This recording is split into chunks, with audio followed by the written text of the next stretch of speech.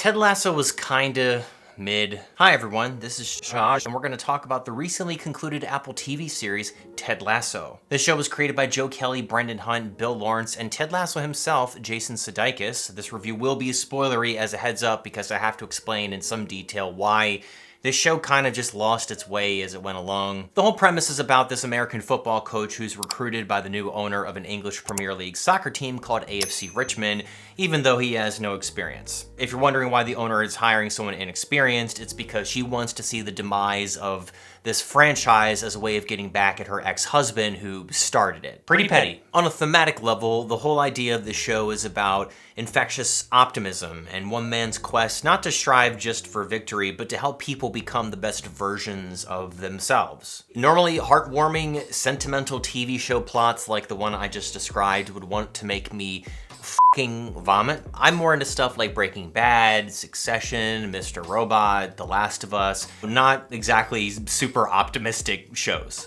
But I gotta say, I was really won over by the first season. It was well written, Jason Sudeikis is very charismatic and funny, which is not surprising, and I thought the show had a great message that's kind of meant to be insufferably optimistic. That's the whole character. I think a big part of the reason why people might have liked this show so much is that it aired in the middle of one of the most hellishly depressing periods in recent memory. People understandably wanted to watch something uplifting while stuck at home on Zoom stress eating their 10th can of Pringles. While he did have quite a few issues with season 2, I really appreciated how it focused on the value of therapy and talking to people about what you're going through. Ted Lasso was that shot of optimism that a lot of people wanted. It was like the big hug at the end of the day to tell you that everything's gonna be okay. And so it was pretty disappointing to see the show lose sight of what it was about and what to do with its characters as it went on. I understand that a show can't always just do the same thing over and over again necessarily.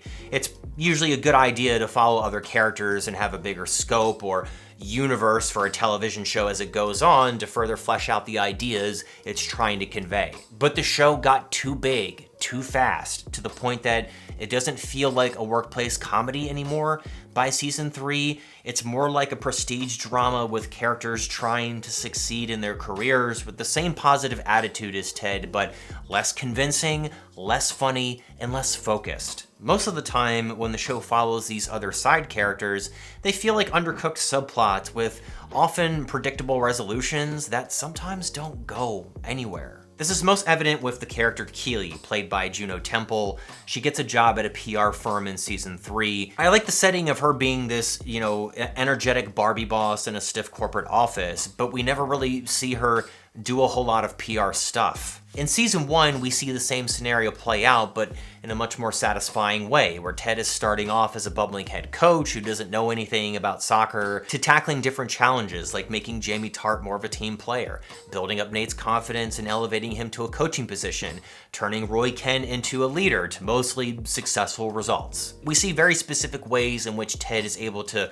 rise above being this outsider. We don't get that same detail with Keely's PR subplot, which is mostly about her romantic relationship with the venture capitalist Jack, who invested in her company without even meeting her first, apparently. I'm going to create a startup and just email people and tell them to invest in my company without talking to me at all. Email people for money and it should probably come in, that's how that works. She kind of just bumbles through the experience where things happen to her and doesn't make a whole lot of big leadership decisions outside of firing that pointless character Shandy, who I almost forgot about. It just felt so weird to me how the show didn't know how to develop Keely outside of her romantic relationships with other characters. It kind of makes it seem like she didn't have a whole lot of agency. The show's lack of ideas also feels pretty transparent when you think about how they handled the character Rebecca. Who the fuck thought it was a good idea to have her date Sam in season 2? Like, what? That would never be acceptable if the gender roles were reversed, and the show seems to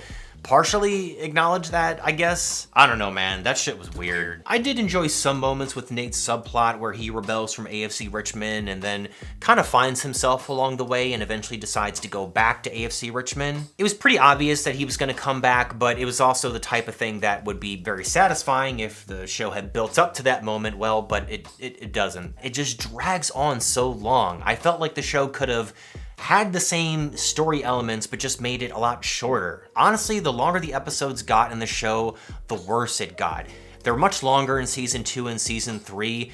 With subplots like Nate's, it kind of makes you wonder why the writers couldn't have just kept the episodes tighter like they did with season 1. I feel like the added time does not really help. If anything, it just ends up making the show feel more bloated. The subplot with Zava wasn't that interesting. The subplot with Sam starting a restaurant was even less interesting. Yeah, Ted Lasso started off great and then kind of just really hit a wall. I'm gonna give the whole series a 5 out of 10. If I were to rate the seasons individually, I'd give season 1 a 4 out of 5. Season 1 is like the perfect show if you want to watch something heartwarming and fun. If you're a big fan of season 1, I think you would like season 2 a lot, which I'd probably give like a 3 out of 5. It's decent. It's just that the drop in quality is noticeable with this season. By the time you're in season 3, the quality drops pretty dramatically after like the first 2 or 3 episodes, which I'd give like a 1.5 out of 5. But that's gonna be it for me, guys. Let me know what you think about Ted Lasso in the comment section below.